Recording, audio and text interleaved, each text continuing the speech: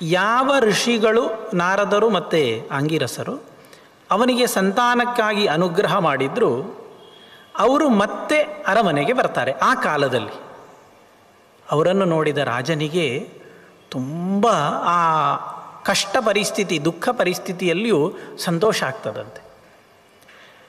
ಸಂತಾನವೇ ಇಲ್ಲದ ನನಗೆ ಈ ತಪಸ್ವಿಗಳ ಅನುಗ್ರಹದಿಂದ ಸಂತಾನ ಆಯಿತು. ಇವತ್ತು ನನ್ನ ಮಗು ತೀರಿ ಹೋದದ್ದನ್ನು ಬದುಕಿಸಲಿಕ್ಕೆ ಇವರಿಗೆ ಖಂಡಿತ ಶಕ್ತಿ ಉಂಟು, ಸಾಮರ್ಥ್ಯ ಉಂಟು ಅಂತ ಬಗೆದು ಗೊಳೋ ಅಂತ ಹತ್ತು ಕಾಲು ಹಿಡಿದು ಪ್ರಾರ್ಥನೆ ಮಾಡಿಕೊಳ್ತಾನಂತೆ. ನನ್ನ ಮಗ ಮುಂದಿದ್ದಾನೆ, ಪ್ರಾಣ ಹೋಗಿದೆ, ಏನಾದರೂ ಮಾಡಿ ಅವನನ್ನು ಬದುಕಿಸಿಕೊಡಿ. ಇಡೀ ರಾಜ್ಯ ಕೊಡ್ತೇನೆ, ಸಂಪತ್ತು ಕೊಡ್ತೇನೆ, ಆಳು ಕಾಳುಗಳನ್ನು ಕೊಡ್ತೇನೆ, ಅಥವಾ ಇನ್ನೂ ಹೆಚ್ಚು ಬೇಕು ಅಂದರೆ ಕೇಳಿ, ನನ್ನಿಂದ ಆಗುವುದೆಲ್ಲವನ್ನು ಕೊಡ್ತೇನೆ. ಋಷಿಗಳೇ, ನನಗೆ ನನ್ನ ಮಗು ಬೇಕು, ನನಗೆ ಬೇಕು, ಅವನನ್ನು ಬಿಟ್ಟು ಬದುಕಲಿಕ್ಕೆ ನನ್ನಿಂದ ಸಾಧ್ಯ ಇಲ್ಲ. ನಾರದರು ಮತ್ತು ಋಷಿಗಳು ಕೇಳ್ತಾರಂತೆ, ಅವನ ಪ್ರಾಣ ಹೋಗಿ ಆಯಿತು, ಇನ್ನು ಬದುಕುವುದಿಲ್ಲ, ಅವನ ಕಾಲ ಮುಗಿಯಿತು, ಯಾಕೆ ಗೋಳಾಡ್ತಿ? ಏನು ಸಮಾಧಾನ ಮಾಡಿದ್ರೂ ಕೇಳುವ ಪರಿಸ್ಥಿತಿಯಲ್ಲಿ ರಾಜ ಇಲ್ಲ. ಕೊನೆಗೆ ಕೇಳ್ತಾರಂತೆ, ಅಲ್ಲ ನೀನು ಮಗ ಬೇಕು ಮಗ ಬೇಕು ಮಗ ಬೇಕು ಅಂತ ಅತ್ತ ಹಾಗೆ ನಿನ್ನ ಮಗನಿಗೂ ಅಪ್ಪ ಬೇಕು ಅಪ್ಪ ಬೇಕು ಅಪ್ಪ ಬೇಕು ಅನ್ನುವಂತಹ ಭಾವನೆ ಇರಬೇಕಲ್ವ, ಇಲ್ಲದಿದ್ದರೆ ಒನ್ವೇ ಆಗ್ತದೆ. ಆ ಬದಿಯಿಂದಲೂ ನೀನು ಅಪ್ಪ ಬೇಕು ಅನ್ನುವಂತಹ ಪ್ರೀತಿ ವಾತ್ಸಲ್ಯ ಭಾವನೆಗಳಿದ್ದರೆ ನೀನು ಕೇಳುವಂಥದ್ದು ಸರಿಯಾಗ್ತದೆ. ಆದರೆ ಅವನಿಗೆ ಅದು ಉಂಟು ಅಂತ ಏನು ಗ್ಯಾರಂಟಿ, ಏನು ನಿಶ್ಚಯ ಅಂತ ಅಂತಾರೆ. ರಾಜ ಹೇಳ್ತಾನಂತೆ, ನಾರದರೆ, ಇಷ್ಟು ವರ್ಷದ ಮಗುವಿನ ಬದುಕಿನಲ್ಲಿ ಅವ ಕೇಳಿದ ಯಾವತ್ತೂ ವಸ್ತುಗಳನ್ನು ಇಲ್ಲ ಅಂತ ಹೇಳಲೇ ಇಲ್ಲ, ಒಂದು ಪೆಟ್ಟು ಕೊಡಲಿಲ್ಲ. ನನ್ನ ಮಗು ಒಂದು ದಿನ ನನ್ನಿಂದಾಗಿ ಪೆಟ್ಟು ತಿಂದು ಕಣ್ಣೀರು ಹಾಕಿದ್ದಿಲ್ಲ. ಹಾಗಾಗಿ ಇಷ್ಟು ಪ್ರೀತಿಯಿಂದ ವಾತ್ಸಲ್ಯದಿಂದ ಚೆನ್ನಾಗಿ ನೋಡಿಕೊಂಡ ನನ್ನನ್ನು ಆ ಮಗು ಬೇಡ ಅಂತ ಹೇಳಲಿಕ್ಕೆ ಸಾಧ್ಯನೇ ಇಲ್ಲ. ಅವ ಬೇಡ ಹೇಳುವುದಿಲ್ಲ. ನೀವು ಹೇಗಾದರೂ ಮಾಡಿ ಆ ಮಗುವನ್ನು ವಾಪಸ್ ಕರೆಸಿ ನನಗೆ ಕೊಟ್ಟು ಬಿಡಿ ಅಂತ ಅಂತಾನೆ. ಆಗ ಒಂದು ವಿಚಿತ್ರವಾದ ಘಟನೆ ಆಗ್ತದೆ. ಅದು ಹೇಗೆ ಅಂತ ಪ್ರಶ್ನೆ ಮಾಡಲಿಕ್ಕಿಲ್ಲ, ಅದು ತಪಸ್ವಿಗಳ ಸಾಮರ್ಥ್ಯ. ಆ ಶರೀರವನ್ನು ಬಿಟ್ಟು ಹೋದ ಜೀವಾತ್ಮ ಯಾರಿದ್ದಾನೆ, ಆ ಜೀವಾತ್ಮನನ್ನು ತಮ್ಮ ತಪಸ್ಸಿನ ಸಾಮರ್ಥ್ಯದಿಂದ ಋಷಿಗಳು ವಾಪಸ್ ಅಲ್ಲಿಗೆ ಕರೀತಾರೆ, ರಾಜಸಭೆಗೆ ಕರೀತಾರೆ. ರಾಜಸಭೆಗೆ ಕರೆದು ಹೇಳ್ತಾರೆ, ನೋಡು, ಇವ ಅಳ್ತಾ ಇದ್ದಾನಲ್ವೋ ನಿನ್ನಪ್ಪ, ಅವನ ಪಕ್ಕದಲ್ಲಿ ಗೋಳಾಡ್ತಾ ಇದ್ದಾಳೆ ನಿನ್ನಮ್ಮ. ಈ ಅಪ್ಪ ಅಮ್ಮನಿಗೆ ನೀನು ಬೇಕಂತೆ, ಮತ್ತೆ ಇವರ ಜೊತೆಯಲ್ಲಿ ಜೀವನ ಮಾಡಬೇಕಂತೆ. ನಿನ್ನನ್ನು ಕಳುಹಿಸ್ಲಿಕ್ಕೆ ಇಷ್ಟ ಇಲ್ಲ ಅವರಿಗೆ. ಹಾಗಾಗಿ ನಿನ್ನ ಅಪ್ಪ ಅಮ್ಮನ ಜೊತೆಗೆ ವಾಪಸ್ ನೀನು ಬಂದು ಇದ್ದು ಬಿಡು, ಖುಷಿಯಲ್ಲಿ ಇದ್ದು ಬಿಡು ಅಂತ ಋಷಿಗಳು ಜೀವಾತ್ಮನಿಗೆ ಹೇಳ್ತಾರೆ. ಇದೆಲ್ಲ ವಿಸ್ಮಯ ಘಟನೆ. ರಾಜ ಪರಿವಾರ ದಿಗ್ಭ್ರಮೆಯಿಂದ ನೋಡ್ತಾ ಉಂಟು. ಜೀವಾತ್ಮ ಮಾತಾಡ್ತದಂತೆ, ಋಷಿಗಳೇ, ನನ್ನ ಅಪ್ಪ, ನನ್ನ ಅಮ್ಮ, ನನ್ನ ಅರಮನೆ, ನನ್ನ ಬಂಧುಗಳು ಅಂತ ಎಲ್ಲ ಏನೋ ತುಂಬ ಹೇಳಿದ್ರಿ. ಕಸ್ಮಿನ್ ಜನ್ಮನ್ಯಮಿ ಬ್ರಹ್ಮನ್ ಪಿತರೋ ಮಾತರೋ ಭವನ್ ಯಾವದಸ್ಯ ಹಿ ಸಂಬಂಧ ಮಮತ್ವಂ ತಾವದೇವಹಿ. ಅಲ್ಲ, ಏನು ಹೇಳಿದ್ರಿ ಋಷಿಗಳೇ? ನನ್ನ ಅಪ್ಪ, ನನ್ನ ಅಮ್ಮ, ನನ್ನ ಬಂಧುಗಳು ಅಂತಲ್ವಾ? ಹೌದು. ಅಲ್ಲ, ನನಗೊಂದು ಪ್ರಶ್ನೆ, ಯಾವ ಜನ್ಮದಲ್ಲಿ ಇವ ನನಗೆ ಅಪ್ಪ ಆಗಿದ್ದ? ಯಾವ ಜನ್ಮದಲ್ಲಿ ಇವಳು ನನಗೆ ಅಮ್ಮ ಆಗಿದ್ಲು? ಯಾವ ಜನ್ಮದಲ್ಲಿ ಇವರೆಲ್ಲ ನನಗೆ ಬಂಧುಗಳು ಬಾಂಧವರಾಗಿದ್ದರು? ನನಗೆ ಗೊತ್ತಿಲ್ಲ ಅಂದುಬಿಡ್ತದೆ ಜೀವಾತ್ಮ. ನಾರದರು ಹೇಳ್ತಾರೆ, ಹಾಗೆಲ್ಲ ಮಾತಾಡಬೇಡ. ನೋಡಿ, ಇಲ್ಲಿ ಶರೀರ ಉಂಟಲ್ವೋ, ಈ ಶರೀರವನ್ನು 9 ತಿಂಗಳು ಗರ್ಭದಲ್ಲಿ ಹೆತ್ತು ನಿನ್ನನ್ನು ಸಾಕಿದವಳು ಈ ತಾಯಿ. ಅದಕ್ಕೆ ಕಾರಣನಾದವನು ಈ ಅಪ್ಪ. ಆ ಶರೀರದಲ್ಲಿ ನೀನು ಹುಟ್ಟಿದ ನಂತರವೂ ಇಷ್ಟು ವರ್ಷದವರೆಗೆ ಮುದ್ದಾಗಿ ಪ್ರೀತಿಯಿಂದ ನಿನ್ನನ್ನು ನೋಡಿಕೊಂಡವರು ಇವರಿಬ್ಬರು. ನೋಡು, ಆ ಶರೀರದಲ್ಲಿದ್ದ ನಿನ್ನನ್ನು ಬೇಕು ಅಂತ ಅವರು ಕೇಳ್ತಾ ಇದ್ದಾರೆ. ಜೀವಾತ್ಮ ಕೇಳ್ತದಂತೆ, ಏನು? ಅವ ಸೃಷ್ಟಿಸಿದ್ದು ಆ ಶರೀರವನ್ನಲ್ವ, ಅದಲ್ಲೇ ಉಂಟಲ್ಲೋ, ಮತ್ತೆ ಯಾಕಂತೆ ಅವ ಆಳೋದು? ಅದನ್ನು ಇಟ್ಕೊಳ್ಳಿ ಕೇಳಿ. ಅಲ್ಲ, ಆ ಶರೀರದೊಳಗೆ ನೀನು ಬಂದು ಕೂತ್ಕೊಳ್ಬೇಕು ಅಂತ ಕೇಳ್ತಾ ಇದ್ದಾನೆ. ಸಾರಿ ಅಂತ ಅಂದುಬಿಡ್ತದೆ ಜೀವಾತ್ಮ. ನಾರದರೆ, ಅದಾಗುವುದಿಲ್ಲ. ಮತ್ತೆ ನನ್ನನ್ನು ಆ ಶರೀರದ ಒಳಗೆ ಬಂದು ಕೂತ್ಕೊಳ್ಳಿಕ್ಕೆ ಹೇಳಬೇಡಿ. ನಾನೀಗ ಬಂಧನದಿಂದ ಹೊರಗೆ ಬಂದ ಹಕ್ಕಿ. ಶರೀರ ಅನ್ನುವುದು ನನಗೆ ಬಂಧನ. ಆ ಬಂಧನದಲ್ಲಿ ಮತ್ತೆ ನಾನು ಕೂತ್ಕೊಳ್ಳಿಕ್ಕೆ ಇಷ್ಟಪಡುವುದಿಲ್ಲ, ನಾನೀಗ ಹೊರಗೆ ಬಂದಾಗಿದೆ, ನಾನು ಸ್ವತಂತ್ರ, ಮತ್ತೆ ನನ್ನನ್ನು ಪಂಜರದಲ್ಲಿ ಕಟ್ಟಿ ಹಾಕಬೇಡಿ ಅಂತ ಜೀವಾತ್ಮ ಹಾರಿ ಹೋಗ್ತದಂತೆ. ಅಂದರೆ ಈ ಶರೀರದ ಒಳಗೆ ಇರುವಂಥದ್ದು ಜೀವಾತ್ಮನಿಗೆ ಯಥಾರ್ಥವಾಗಿ ಬಂಧನ. ಇದು ಬಂಧನ ಅನ್ನುವಂಥದ್ದು ಅರಿವಾಗಬೇಕು ಅಂತಾದರೆ ಈ ಬಂಧನದಿಂದ ಹೊರಗೆ ಬರಬೇಕು. ಬಾವಿಯ ಕಪ್ಪೆಯ ಹಾಗೆ, ಆ ಕಪ್ಪೆಗೆ ಬಾವಿ ಬಿಟ್ಟರೆ ಅದಕ್ಕಿಂತ ದೊಡ್ಡ ಪ್ರಪಂಚ ಗೊತ್ತಿಲ್ಲ. ನಾವು ತಮಾಷೆ ಮಾಡ್ತೇವೆ, ಪುಸ್ತಕದಲ್ಲಿ ಬರಿತೇವೆ ಕೂಪಮಂಡೂಕ ಅಂತ. ವಾಸ್ತವಿಕವಾಗಿ ನಾವೇ ಅದು ಭಗವಂತನ ದೃಷ್ಟಿಯಲ್ಲಿ. ನಮ್ಮ ದೃಷ್ಟಿಯಲ್ಲಿ ಬಾವಿ ಸಣ್ಣದು, ಭಗವಂತನ ದೃಷ್ಟಿಯಲ್ಲಿ ಈ ಪ್ರಪಂಚ ಸಣ್ಣದು, ಅಷ್ಟೇ ವ್ಯತ್ಯಾಸ. ವಾಸ್ತವಿಕವಾಗಿ ಕೂಪಮಂಡೂಕಗಳು ನಾವು. ಇದರಲ್ಲಿ ಇರುವಂತಹ ಇತಿ, ಇದಕ್ಕಿರುವಂತಹ ಮಿತಿ, ಇದನ್ನು ನಮಗೆ ಅರಿಲಿಕ್ಕಾಗುವುದಿಲ್ಲ. ಜೀವಾತ್ಮ ಇಷ್ಟು ಹೇಳಿ ಹೊರಟು ಹೋಗ್ತದಂತೆ. ರಾಜನಿಗೆ ಜ್ಞಾನೋದಯ ಆಗ್ತದೆ, ಮತ್ತೆ ಸಾಧನೆ ಮಾಡ್ತಾನೆ ಅನ್ನುವಂಥದ್ದು ಆ ಪ್ರಕರಣ ಮುಂದುವರಿತದೆ.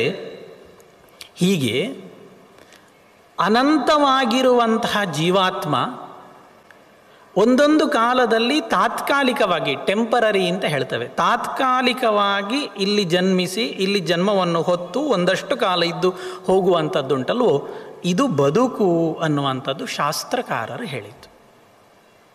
ಇದರ ಹಿಂದೆಯೂ ಇದರ ಮುಂದೆಯೂ ಒಂದಷ್ಟು ವಿಚಾರಗಳು ಜೀವಾತ್ಮನಿಗೆ ಸಂಬಂಧಪಟ್ಟ ಹಾಗೆ ಇರ್ತದೆ. ಈ ವಿಚಾರಗಳ ತತ್ವ ಸಿದ್ಧಾಂತದಲ್ಲಿ, ಈ ವಿಚಾರಗಳ ಬಗ್ಗೆ ಭಾರತೀಯ ತತ್ವಶಾಸ್ತ್ರದಲ್ಲಿ ಮಾಡಿದಷ್ಟು ಆಳವಾದ ಅಧ್ಯಯನ, ಅದರ ಬಗ್ಗೆ ನಮ್ಮ ಹಿರಿಯರು, ಋಷಿಗಳು, ತಪಸ್ವಿಗಳು ಕೊಟ್ಟಂತಹ ಧ್ಯಾನ ಪ್ರಪಂಚದ ಯಾವ ತತ್ವಶಾಸ್ತ್ರದಲ್ಲಿಯೂ ಕೂಡ ಇಲ್ಲ. ಇವತ್ತು ಇಡೀ ಪ್ರಪಂಚದ ಜನ ಒಂದು ಹಂತದಲ್ಲಿ ಒಪ್ಪಿಕೊಳ್ತಾರೆ, ಭಾರತೀಯ ತತ್ವಶಾಸ್ತ್ರ ಸಾವಿರಾರು ವರ್ಷಗಳಿಂದ ಇಷ್ಟು ಗಟ್ಟಿಯಾಗಿ ನಿಂತಿದೆ ಅಂತಂದರೆ ಕರ್ಮ ಸಿದ್ಧಾಂತ ಮತ್ತು ಪುನರ್ಜನ್ಮವೇ ಅದಕ್ಕೆ ಕಾರಣ ಅಂತ ಒಪ್ಪಿಕೊಳ್ತಾ ಇದ್ದಾರೆ. ಈ ಎರಡು ವಿಚಾರಗಳನ್ನು ಬಿಟ್ಟರೆ ಭಾರತೀಯ ತತ್ವ ಸಿದ್ಧಾಂತವನ್ನು ನಮಗೆ ಒಪ್ಪಿಕೊಳ್ಳಿಕ್ಕೆ ಸಾಧ್ಯವಿಲ್ಲ. ಈ ಎರಡು ಇರುವುದರಿಂದಾಗಿ ಅನಿವಾರ್ಯವಾಗಿ ಪ್ರಪಂಚದ ಎಲ್ಲ ಶಾಸ್ತ್ರಗಳು ಕೂಡ ಭಾರತೀಯತೆಯನ್ನು, ತತ್ವ ಸಿದ್ಧಾಂತವನ್ನು ಒಪ್ಪಿಕೊಳ್ಳಬೇಕಾಗಿಯೇ ಬರ್ತದೆ ಅನ್ನುವ ಮಾತು ಅನೇಕ ಪಾಶ್ಚಾತ್ಯ ವಿದ್ವಾಂಸರೂ ಸಹಿತವಾಗಿ ಹೇಳಿದ್ದಾರೆ. ಈ ದೃಷ್ಟಿಯಿಂದ ಮನುಷ್ಯನ ಬದುಕಿನ ಅಲ್ಪತೆಯನ್ನು, ಬದುಕಿನ ಹಿಂದೆ ಮುಂದೆ ಇರುವಂತಹ ವಿಸ್ತಾರವನ್ನು, ಅನಲ್ಪತೆಯನ್ನು ತಿಳಿಸಿಕೊಡುವಂತಹ ದೊಡ್ಡ ಭಾಗವೇ ಅದು ನಚಿಕೇತನ ಮತ್ತು ಯಮನ ಸಂವಾದದ ರೂಪದಲ್ಲಿ ಇರುವಂಥದ್ದು. ಅದನ್ನು ವರಾಹ ಪುರಾಣ ನಮ್ಮ ಮುಂದೆ ಹೇಳ್ತದೆ. ಏನಾಯಿತು? ಈ ನಚಿಕೇತನ ಅಪ್ಪ ಉದ್ಧಾಲಕ ದೊಡ್ಡ ವ್ಯಕ್ತಿ, ಹಾಗೇನು ಸಾಮಾನ್ಯ ಅಲ್ಲ, ದೊಡ್ಡ ವ್ಯಕ್ತಿ ಅವನು ಕೂಡ. ಆದರೆ ಏನೋ ಒಂದಿಷ್ಟು ಸಣ್ಣ ದೋಷಗಳಿತ್ತು, ಮನುಷ್ಯ ಸಹಜವಾದಂತಹ ಒಂದಿಷ್ಟು ದೋಷಗಳಿತ್ತು. ಒಂದು ಸಲ ಸರ್ವಸ್ವ ದಾನವನ್ನು ಮಾಡುವುದು ಅಂತ ಸಂಕಲ್ಪ ಮಾಡ್ತಾನೆ. ನಮ್ಮ ಪ್ರಾಚೀನ ಕಾಲದಲ್ಲಿದ್ದ ಒಂದು ವಿಶೇಷ ಸಂಪ್ರದಾಯ ಸರ್ವಸ್ವ ದಾನ ಅಂತ. ಅಂದರೆ ಒಂದು ಹಂತದವರೆಗೆ ಸಮಾಜದಲ್ಲಿ ಬದುಕುತ್ತಾನೆ, ಬೇಕಾದ ವೈಭವವನ್ನು, ಐಶ್ವರ್ಯವನ್ನು, ಸಂಪನ್ನತೆಯನ್ನು ಅನುಭವಿಸ್ತಾನೆ. ಒಂದು ಹಂತದಲ್ಲಿ ಎಲ್ಲ ಸಾಕು ಮಾಡಿ ಕಂಪ್ಲೀಟ್ ರಿಟೈರ್ಮೆಂಟ್ ತಗೊಂಡು ಕಾಡಿಗೆ ಹೋಗಿ ಏಕಾಂತದ ಬದುಕನ್ನು ಸಾಗಿಸಿ ಬಿಡ್ತಾನೆ. ಇದು ರಾಜ ಮಹಾರಾಜರಲ್ಲಿಯೂ ಇತ್ತು, ಸಾಮಾನ್ಯ ಜನಗಳಲ್ಲಿಯೂ ಕೂಡ ಇತ್ತು. ವಾನಪ್ರಸ್ಥ ಅನ್ನುವಂತಹ ಆ 4ನೇ ಆಶ್ರಮಕ್ಕೆ ಹೋಗಿ ಮತ್ತೆ ನೆಮ್ಮದಿಯಿಂದ ಏಕಾಂತದಲ್ಲಿ ದೇವರನ್ನು ಪ್ರಾರ್ಥಿಸಿ ಬದುಕ್ತಾ ಇದ್ದಂತಹ ದೊಡ್ಡ ಪರಂಪರೆ ನಮ್ಮ ದೇಶದಲ್ಲಿತ್ತು. ಹಾಗೆ ಇವ ಸರ್ವಸ್ವ ದಾನವನ್ನು ಕೊಡಲಿಕ್ಕೆ ಹೊರಡ್ತಾನೆ.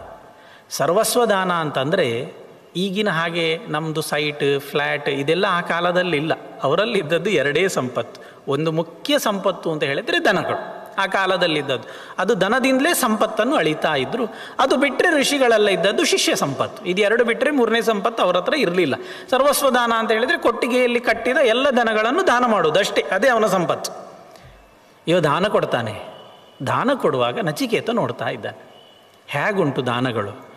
ತನಗೆ ಬೇಕಾದವರಿಗೆಲ್ಲ ಒಳ್ಳೆ ಒಳ್ಳೆ ದನಗಳನ್ನು ಕೊಟ್ಟಂತೆ. ಅದರ ಜೊತೆಯಲ್ಲಿ ನಚಿಕೇತ ಹೇಳ್ತಾನೆ, ಪೀತೋದಕಾ ಜಗ್ಧತೃಣಾ ದುಗ್ಧದೋಹಾ ನಿರೀಂದ್ರಿಯಾ ಅನಂದ ನಾಮತೆ ಲೋಕಾ ತಾನ್ ಸಗಚ್ಚತಿ ತಾದದತ್. ನೋಡ್ತಾನೆ ದನ ಹೇಗುಂಟು, ಅದಕ್ಕೆ ನಿಲ್ಲಿಕ್ಕೆ ಶಕ್ತಿ ಇಲ್ಲ. ತಕ್ಕೊಂಡು ಹೋದವ ಮತ್ತೆ ಅದರಿಂದ ಹಾಲು ಕರೀಲಿಕ್ಕೆ ಸಾಧ್ಯ ಇಲ್ಲ. ಅಂಥ ದನಗಳನ್ನೆಲ್ಲ ಅಪ್ಪ ಕೊಡ್ತಾ ಇದ್ದಾನಲ್ಲೋ. ಪೀತೋದಕಾಹ, ಈ ದನಕ್ಕೆ ತನ್ನ ಬದುಕಿನಲ್ಲಿ ಎಷ್ಟು ನೀರು ಕುಡಿಲಿಕ್ಕಿತ್ತು ಅಷ್ಟು ನೀರು ಕುಡಿದಾಯಿತು, ಇನ್ನು ನೀರು ಕುಡಿಲಿಕ್ಕೆ ಅದಕ್ಕೆ ಶಕ್ತಿ ಇಲ್ಲ. ಜಗ್ಧತೃಣಾಹ, ಹುಲ್ಲು ಎಷ್ಟು ತಿನ್ನಬೇಕಿತ್ತು ತಿಂದಾಯಿತು, ಇನ್ನು ಹುಲ್ಲು ತಿನ್ನಲಿಕ್ಕೆ ಹಲ್ಲು ಇಲ್ಲ, ಹುಲ್ಲು ತಿಂದರೆ ಜೀರ್ಣಿಸಿಕೊಳ್ಳುವ ಶಕ್ತಿಯೂ ಇಲ್ಲ. ಹೀಗೆ ಯಾವುದಕ್ಕೂ ಬಾರದ ಮುದಿ ಬರಡು ದನಗಳನ್ನೆಲ್ಲ ದೊಡ್ಡ ಸಂಭ್ರಮದಿಂದ ಅಪ್ಪ ದಾನ ಮಾಡ್ತಾ ಇದ್ದಾನೆ. ನಚಿಕೇತನಿಗೆ ಇಷ್ಟ ಆಗಲಿಲ್ಲ. ಛೆ, ಇದೆಂಥದಪ್ಪ, ಇದು ಕೊಟ್ಟರೆ ಸ್ವರ್ಗಕ್ಕೆ ಹೋಗ್ಲಿಕ್ಕೆ ಉಂಟ, ಒಳ್ಳೇದಾಗ್ಲಿಕ್ಕೆ ಉಂಟ, ಪಾಪವೇ ಬಂದೀತು ಅಂತ ಹೇಳಿ ದಾನ ಕೊಡುವಂತಹ ಅಪ್ಪನನ್ನು ತಡೀತಾನೆ. ಇವ ಪುಣ್ಯಾತ್ಮ ಮಹಾಕೋಪಿಷ್ಟ ಅಪ್ಪ. ಅಪ್ಪನ ಹತ್ರ ಹೋಗಿ ಕೇಳ್ತಾನೆ, ತಾತಕಸ್ಮೈ ಮಾಂ ದಾಸ್ಯಸೀತಿ. ಹೌದು, ಇದೆಲ್ಲ ಹೀಗೆ ಕೊಡ್ತಾ ಇದೆಯಲ್ಲ, ಉಪಯೋಗ ಇಲ್ಲದ್ದು, ಅದೆಲ್ಲ ಬಿಟ್ಟು ನನ್ನನ್ನೇ ಕೊಡ್ಬೋದಲ್ಲ, ನನ್ನನ್ನು ಯಾರಿಗೆ ಕೊಡ್ತಿ? ಒಂದು ಸಲ ಕೇಳ್ತಾನೆ. ಅಪ್ಪ ದಾನ ಕೊಡಲಿಕ್ಕೆಲ್ಲ ರೆಡಿಯಾಗಿದ್ದಾನೆ. ದ್ವಿತೀಯಂ, ಎರಡನೇ ಸಲ ಕೇಳ್ತಾನೆ, ಬದಿಗೆ ಹೋಗು ಅಂತಾನೆ. ಇವ ಹೋಗೋದಿಲ್ಲ. ತೃತೀಯಂ, ಮೂರನೇ ಸಲ ಕೇಳ್ತಾನೆ. ಅಪ್ಪನಿಗೆ ಸಿಟ್ಟು ತಡ್ಕೊಳ್ಳೋದಿಲ್ಲ. ಮೃತ್ಯವೇತ್ವಾ ದದಾನಿ, ನಿನ್ನನ್ನು ಯಮನಿಗೆ ಕೊಟ್ಟು ಬಿಡ್ತೇನೆ ಅಂತಂದರೆ ಸತ್ತು ಹೋಗು ಅಂತ. ನಾವು ಸಿಟ್ಟಿನಲ್ಲಿ ಬೈತೇವಲ್ಲ ಸತ್ತು ಹೋಗಲಿಕ್ಕೆ ಅಂತ, ಹಾಗೆಯೇ ನಿನ್ನನ್ನು ಯಮನಿಗೆ ಕೊಟ್ಟು ಬಿಡ್ತೇನೆ, ಸತ್ತು ಹೋಗು ಅಂತ ಶಾಪ ಕೊಟ್ಟು ಬಿಡ್ತಾನೆ. ಇದು ಉಪನಿಷತ್ತಿನಲ್ಲಿ ಬರುವ ಪ್ರಕರಣ. ಇದಿಷ್ಟು ಈಗ ನಾನು ಹೇಳಿದ್ದು ಕಠೋಪನಿಷತ್ತಿನಲ್ಲಿರುವ ಭಾಗ. ಇಷ್ಟು ಅಪ್ಪ ಶಾಪ ಕೊಟ್ಟರೆ ಬೇರೆ ಮಕ್ಕಳಾದರೆ ಹೆದರಿ ಹೋಗ್ತಾ ಇದ್ರು. ಅಪ್ಪನಿಗೆ, ಅಪ್ಪನ ಭಯಕ್ಕೆ, ಅಪ್ಪನ ಕೋಪಕ್ಕೆ ಹೆದರಿ ಓಡ್ತಾ ಇದ್ದರು. ನಚಿಕೇತ ಏನು ಹೆದರುವುದಿಲ್ಲ. ಬಹೂನಾಂ ಏಮಿ ಪ್ರಥಮಃ ಬಹೂನಾಂ ಏಮಿ ಮಧ್ಯಮಃ ಕಿಂ ಸ್ವಿದ್ಯಮಸ್ಯ ಕರ್ತವ್ಯಂ ಯನ್ಮಯಾದ್ಯ ಕರಿಷ್ಯತಿ. ಏನು, ಸತ್ತು ಹೋಗಬೇಕಾ? ಅದೆಂತ ಅಷ್ಟು ದೊಡ್ಡ ಸಂಗತಿ ಅದರಲ್ಲಿ? ಬಹೂನಾಮೇಮಿ ಪ್ರಥಮಃ, ಇನ್ನು ನನ್ನ ಹಿಂದೆ ಈ ಪ್ರಪಂಚದಿಂದ ಯಮಸದನಕ್ಕೆ ಸಾಕಷ್ಟು ಜನ ಬರಲಿಕ್ಕಿದ್ದಾರೆ, ಕ್ಯೂ ಉಂಟು. ಇನ್ನು ಬರಲಿಕ್ಕಿರುವವರ ಮುಂಭಾಗದಲ್ಲಿ ನಾನು ಹೋಗ್ತೇನೆ. ಬಹೂನಾಮೇಮಿ ಮಧ್ಯಮಃ, ಒಂದಿಷ್ಟು ಜನ ಹೋಗಿ ಆಗಿದೆ, ಒಂದಿಷ್ಟು ಜನ ಬರಲಿಕ್ಕಿದ್ದಾರೆ, ಇವರ ಮಧ್ಯದಲ್ಲಿ ನಾನು ಹೋಗ್ತೇನೆ. ಹಾಗಾಗಿ ಯಮನಿಗೆ ನಾನು ಯಾಕೆ ಭಯಪಡಬೇಕು ಅಂತ ಯಮಸದನಕ್ಕೆ ನೇರ ನಚಿಕೇತ ಹೊರಟು ನಿಲ್ತಾನೆ. ಇದನ್ನು ಪುರಾಣ ಹೇಗೆ ಹೇಳ್ತದೆ? ಇದಿಷ್ಟಾದಾಗ ಹೇಳ್ತದಂತೆ, ಅವ ದಾನವನ್ನು ತಡೆದಾಗ ಶಾಪ ಕೊಡ್ತಾನೆ ಉದ್ದಾಲಕ. ಗಚ್ಚ ಶೀಘ್ರಂ ಯಮಂ ಪಶ್ಯ ಮಮ ಕ್ರೋಧೇನ ದುರ್ಮತೆ. ನೇರ ಹೋಗಿ ಯಮನನ್ನು ನೋಡು ಅಂತ ಶಾಪ ಕೊಡ್ತಾನೆ. ಅರ್ಥಾತ್ ಸತ್ತು ಹೋಗು ಅಂತ ಶಾಪ ಕೊಡ್ತಾನೆ. ನಚಿಕೇತ ಹೇಳ್ತಾನೆ, ಅಲ್ಲ, ನಿನಗೆ ಇದು ಪುರಾಣದಲ್ಲಿರುವ ಭಾಗ, ಉಪನಿಷತ್ತಿನಲ್ಲ. ವಿನಯಾತ್ ಪೃಷ್ಠತೋ ವಾಕ್ಯಂ ಭಾವೇನ ಚ ಸಮನ್ವಿತಂ ಮಾಭೂತ್ ವಾಕ್ಯಂಚತೆ ಮಿಥ್ಯಾ ಧಾರ್ಮಿಕಸ್ಯ ಕದಾಚನ. ಅಪ್ಪ, ನಾನೇನು ನಿನ್ನನ್ನು ಹಂಗಿಸಬೇಕು ಅಂತಾಗಲಿ, ನಿನ್ನನ್ನು ಅಪಮಾನಿಸಬೇಕು ಅಂತ ಕೇಳಿದ್ದಲ್ಲ. ನಾನು ನಿನ್ನ ಮೇಲಿರುವಂತಹ ಗೌರವ ಭಕ್ತಿಯಿಂದ ಈ ಮಾತನ್ನು ಕೇಳಿದ್ದೇನೆ. ಭಾವೇನ ಚ ಸಮನ್ವಿತಂ, ನಾನು ಭಕ್ತಿಯಿಂದ ನಿನ್ನ ಹತ್ರ ಈ ಮಾತು ಕೇಳು, ವಿನಯದಿಂದ ಕೇಳಿದ್ದೇನೆ. ಆದರೆ ಇಷ್ಟು ಕೇಳಿದ್ದಕ್ಕೆ ಸಿಟ್ಟಿನಿಂದ ಸತ್ತು ಹೋಗು ಅಂತ ಹೇಳಿದ್ಯಲ್ವ. ಮಾಭೂತ್ ವಾಕ್ಯಂಚತೆ ಮಿಥ್ಯಾ, ನೀನು ಸಿಟ್ಟಿನಲ್ಲಿ ಹೇಳು, ಸಂತಸದಲ್ಲಿ ಹೇಳು, ನಿನ್ನ ಮಾತು ಸುಳ್ಳಾಗಬಾರ್ದು, ನಿನ್ನ ಮಾತನ್ನು ನಾನು ಸುಳ್ಳು ಮಾಡುವುದಿಲ್ಲ, ಸುಳ್ಳಾಗಬಾರ್ದು ಅಂತ ಹೇಳಿ, ಧಾರ್ಮಿಕ, ನೀನಿಷ್ಟು ದೊಡ್ಡ ಸಜ್ಜನ, ನಿನ್ನ ಮಾತು ಯಾವತ್ತೂ ಸುಳ್ಳಾಗುವುದು ಉಂಟು, ಸಾಧ್ಯ ಇಲ್ಲ, ಸುಳ್ಳಾಗಬಾರ್ದು ಅಂತ ಹೇಳಿ, ಗಮಿಷ್ಯಾಮಿ ಪುರಂ ರಮ್ಯಂ ಧರ್ಮರಾಜಸ್ಯ ಧೀಮತಃ ಇಹ ಚೈವ ಪುನಸ್ತಾವತ್ ಆಗಮಿಷ್ಯೇನ ಸಂಶಯ. ಧರ್ಮರಾಜನ ಯಮಸದನಕ್ಕೆ ನಾನು ಹೋಗ್ತೇನೆ, ನಿನ್ನ ಮಾತಿಗೆ ಕಟ್ಟುಬಿದ್ದು ಅಲ್ಲಿಗೆ ಹೋಗಿ ಬೇಸರ ಮಾಡಬೇಡ, ವಾಪಸ್ ಹಿಂದೆ ನಾನು ಬರ್ತೇನೆ ಅಂತ ನಚಿಕೇತ ಅಪ್ಪನ ಹತ್ರ ಹೇಳ್ತಾನೆ. ತಾನು ಇಲ್ಲಿಂದ ಹೋಗುವುದು ಅಂತ ತೀರ್ಮಾನ ಮಾಡಿಬಿಡ್ತಾನೆ.